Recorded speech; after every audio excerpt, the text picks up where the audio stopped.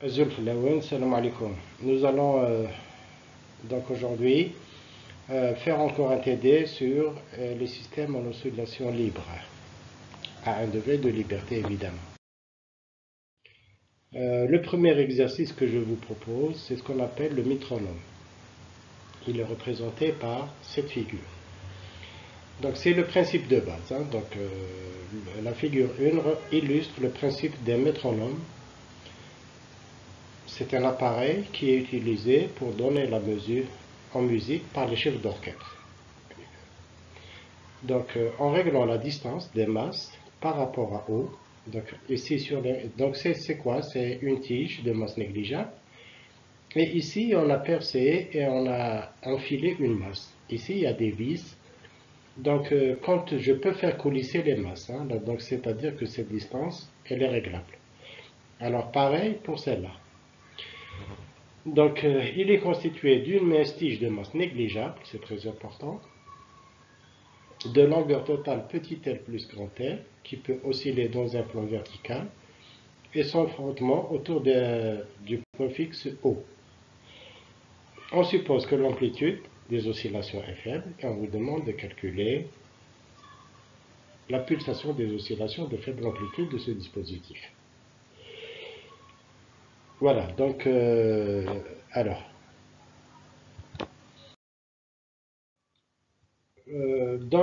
pour l'énergie cinétique, je prends les vecteurs position. Rm, c'est donc la projection de M sur X, c'est ici. Donc c'est cette distance-là. Cette distance, c'est la même que celle-là, c'est moins L sinus θ. Cette distance-là, c'est moins L cosinus θ. Pour grand M, sur X, projection, c'est ça, c'est-à-dire L sinus θ. Et sur Y, c'est cette distance-là d'ici jusque-là, c'est-à-dire grand L cosinus θ. Donc, je déduis la vitesse petit m, c'est, donc, V, c'est dr sur dt, et dr sur dt, c'est dr sur dθ fois dθ sur dt. Donc, je dérive par rapport à θ, et je multiplie par dθ sur dt, qui est θ point. Donc, ici, c'est moins L cosinus θ, θ point. Et donc ici, dérivée de cosinus, c'est moins L sinus, donc ça me fait plus L sinus θ, θ point. V grand M, c'est même chose, même procédé. Donc ici, il y a un cosinus avec un sinus plus, dérivé, ça va vous donner moins sinus, et c'est tout. Alors maintenant, si je veux calculer 1 demi de mv carré, alors, pour cette masse-là, la vitesse au carré, c'est quoi? C'est Vx carré plus Vy carré plus Vz carré. Donc ici, ça va vous donner L carré θ point carré, et il y a cosinus carré en facteur.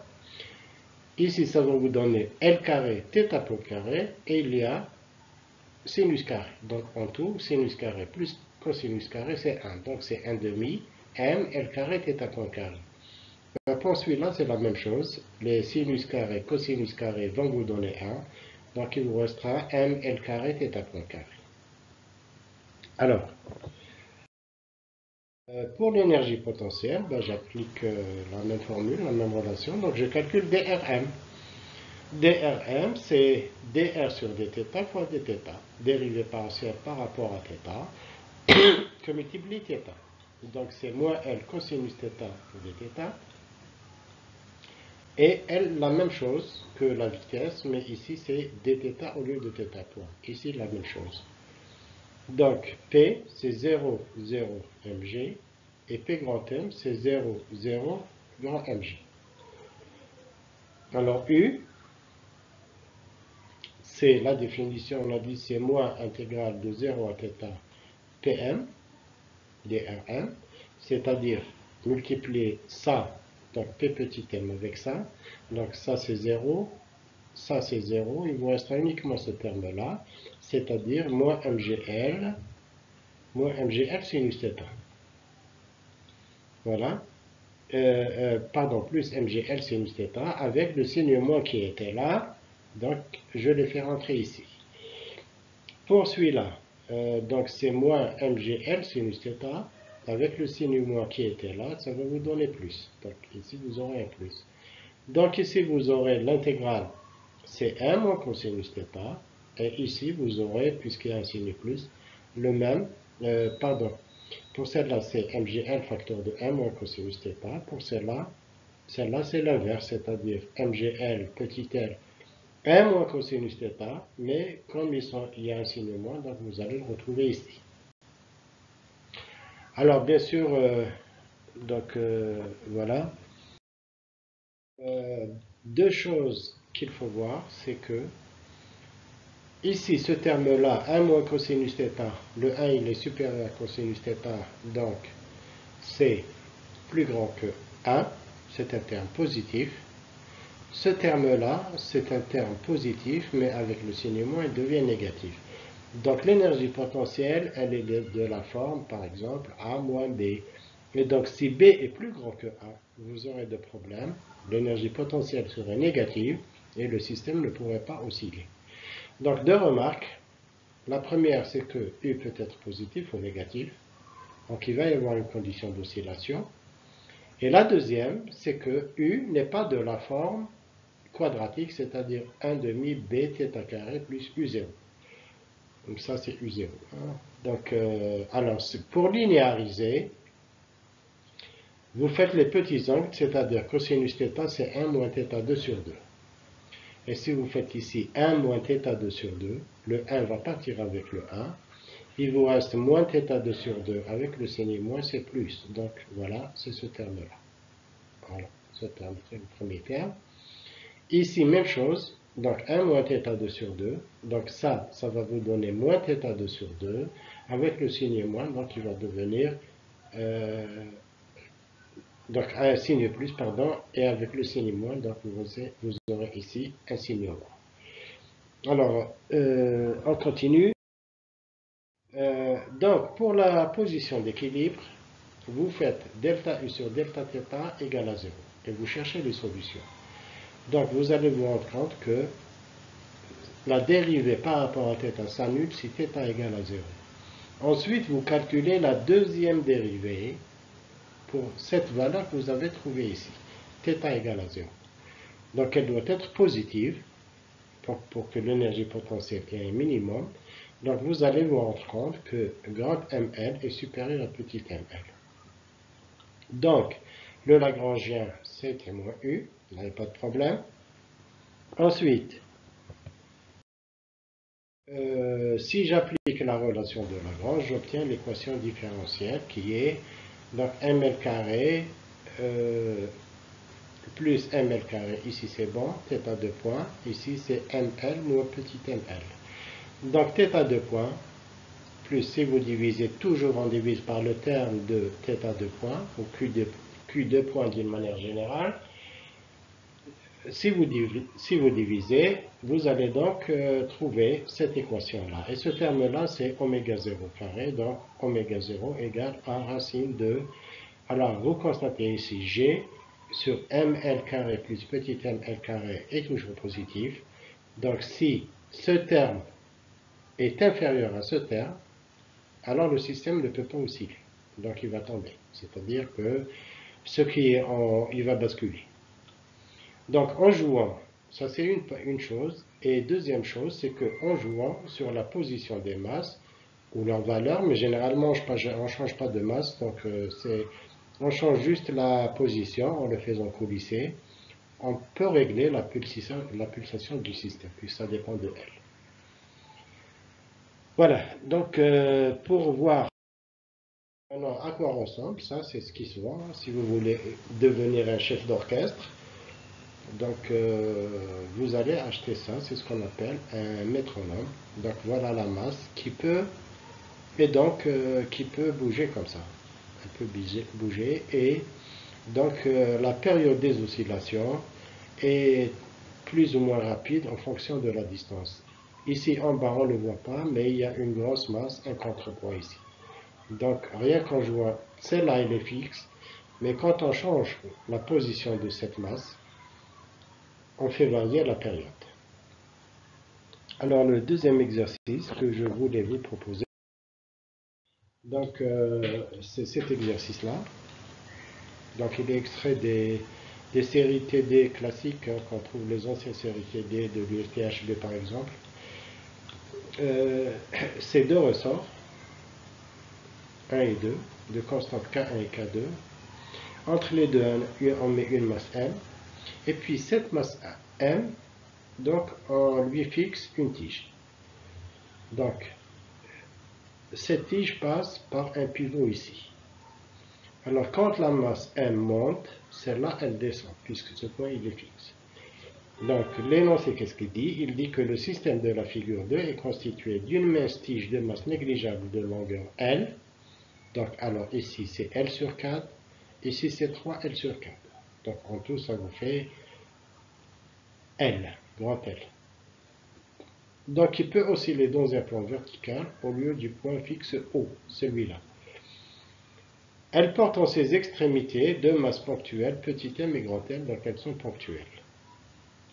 La masse grand M est fixée à deux ressorts verticaux, comme le montre la figure. Alors pour des oscillations de faible amplitude, on demande des énergies cinétiques et potentielles du système ainsi que la pulsation propre du système. Sachant que, à l'équilibre, ça c'est très très important, θ égale à 0 et on suppose que les ressorts ont le même allongement à l'équilibre, donc même delta L. Bien, donc parce que c'est possible de faire ce système, de sorte que un il a un delta L, l'autre n'a pas de delta L, donc c'est tout à fait possible.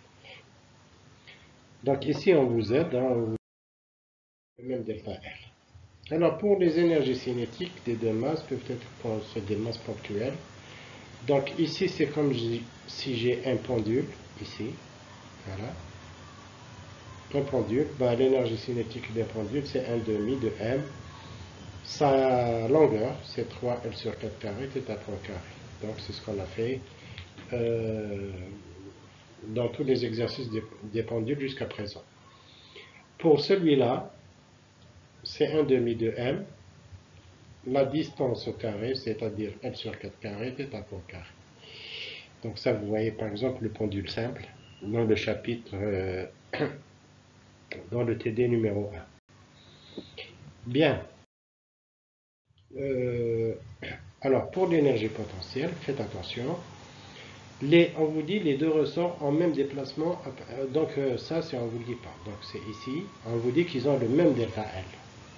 Alors bien sûr, il y a un comprimé et un qui est allongé. On vous dit que les deux ressorts ont le même déplacement à partir de la position d'équilibre. C'est-à-dire qu'à partir d'ici, les deux ressorts descendent jusqu'à là.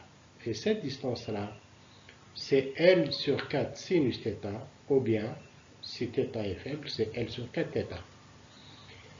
UK est égal à 1/2 de, donc, pour celui-là, je dis 1/2 de K1 sans X, c'est-à-dire X plus delta L carré, mais sans X, c'est L sur 4 θ, plus delta L tout carré, plus 1/2 de K2, puisqu'ils ont le même X, le même allongement, c'est L sur 4 θ, plus delta L de tout carré. Alors l'erreur à ne pas faire ici, c'est de mettre ici plus delta L et moins delta L. Donc ici, vous risquez d'avoir des ennuis après. Alors pour les masses, je mets directement UG petit m, je vais mettre c'est mg delta H. Donc le delta H c'est celui-là. Donc c'est une augmentation. Et celui-là c'est 3L sur 4 sinus θ. Donc c'est mg, le delta H. La variation de hauteur c'est 3L sur 4 que multiplie sinus θ. Pour celui-là, donc elle était là, puis elle est descendue la masse. Donc je mettrai, c'est moins grand M, mg, L sur 4, sinus θ. Voilà, vous pouvez le faire évidemment avec la méthode qu'on a faite tout à l'heure. Donc U en définitive, c'est la somme, voilà. Donc ici j'ai enlevé les sinus partout, voilà. Alors qu'est-ce que vous constatez? Vous constatez que dans cette forme-là, il y a des termes. Alors, la forme de l'énergie potentielle, c'est 1 demi de AQ carré plus constante. C'est-à-dire, θ carré, c'est accepté, θ carré, c'est accepté. Constante, ça c'est constante. Ce terme-là, 1 demi de K de delta L carré, c'est constante, c'est accepté. Mais ici, vous avez des termes en θ puissance 1. Alors, ceux-là, ils doivent disparaître pour respecter l'approximation des faibles amplitudes. Donc tout ce qui était à puissance 1 doit disparaître. Alors la condition d'équilibre, vous faites quoi? Alors je vous signale que ici vous avez deux variables, delta L et θ. Donc on doit vous donner l'une ou l'autre. Et on vous a dit que l'équilibre c'est θ égale à 0. Donc et à ce moment-là, cherchez le delta L. Quand vous avez deux variables comme ça, quand vous avez des ressorts et des pendules, on doit vous donner les delta L pour chercher θ, ou bien les θ à l'équilibre pour chercher les delta L. Donc, delta sur delta θ pour θ égale 0 est égal à 0. Donc, alors, K1. Donc, il vous reste quoi finalement? Il vous reste ce terme-là. Bon, celui-là, c'est sur 2, sur 4 normalement, sur 2. Donc K1L sur, je pense qu'il y a une petite erreur ici, sur 4 ou sur 2. Par rapport à θ, non, c'est sur 4, hein, c'est bon. C'est sur 4, c'est sur 4, ça c'est sur 4, ça c'est sur 4. Donc vous voyez, ce terme-là, il est égal à 0. Donc je déduis quoi? Je mets delta L, c'est pour ça qu'ils m'ont donné, ils m'ont dit que vous avez le même allongement delta L. Sinon, il y a un qui aurait delta L1, l'autre delta L2, je ne peux pas déterminer. Une équation à deux inconnus. Donc, puisqu'ils m'ont dit que j'ai le même delta L, donc ici je peux calculer le delta L, je le mets en facteur, et ça je mène là-bas, et puis voilà, donc je peux tirer mon delta L. Donc, conclusion, quand je tire cette expression-là, finalement, vous voyez, si elle est égale à 0. Si je multiplie ça par θ, ça par θ, ça par θ et ça par θ, ben ça veut simplement dire que ça, plus ça, plus ça, plus ça est égal à 0. Donc, conclusion, vous allez écrire que U c'est 1 demi. Quels sont les termes qui vont vous rester? Il va vous rester celui-là et celui-là. C'est 1 demi de K1 plus K2. Donc, L sur 4 carré, θ carré, plus une constante. Et la constante, ben ma foi, donc elle tient compte des delta L. Voilà. Donc maintenant, je vous ai dit que méfiez-vous si vous mettez des plus et moins. Regardez bien. Si j'ai le même delta L, si je mets un avec plus et l'autre avec moins. Donc vous voyez bien que ces deux termes-là vont se simplifier. Ici, si je mets un signe moins, ici un signe plus, ces deux termes vont se simplifier. Ça veut dire que ce terme et ce terme vont s'annuler. Conclusion, il va me rester quelque chose qui est absurde. Par exemple, mg3 L sur 4 moins mgL sur 4 est égal à 0. Si j'ai une masse ici de 1 kg et une masse de 3 kg, chose que j'ai le droit, ben ça ne va pas donner 0. Donc, toujours mettre des delta L dans le même sens. Mettez toujours dans cette expression-là des plus. N'essayez pas de deviner donc les histoires des ressorts qui sont soit comprimés, soit allongés. Donc ça, laissez le système se débrouiller tout seul. Donc voilà, j'ai trouvé mon delta L et j'ai trouvé une équation correcte et sans contradiction. Donc maintenant, si je fais L égale T moins U, donc vous voyez, donc, la constante c'est 1 demi de C K1 plus K2 delta L carré, vous pouvez le vérifier. Donc les pulsations, c'est à partir de l'équation de Lagrange qui est là. Donc dérivé par rapport à θ point, le 2, il va descendre. Et dérivé par rapport donc à θ point. Et après, par rapport au temps, je mets un deuxième point, c'est tout. Je mets un deuxième point ici, voilà. Donc j'ai juste enlevé le 1 demi. ce n2000 là, je l'ai enlevé. Et ici, dérivé par rapport à θ, le 2, il va descendre, donc le n2000 disparaît. Et il me reste la même chose, donc voilà. Et donc oméga 0, c'est racine de K1 plus K2 sur grand M plus 9M. Alors vérifiez toujours l'homogénéité, c'est-à-dire que normalement une pulsation, elle est de la forme racine de K sur M. Ben, racine de K sur M, c'est K sur M, voilà, donc c'est homogène. Sur ce plan-là, il n'y a pas de problème. Et je vous remercie pour votre attention.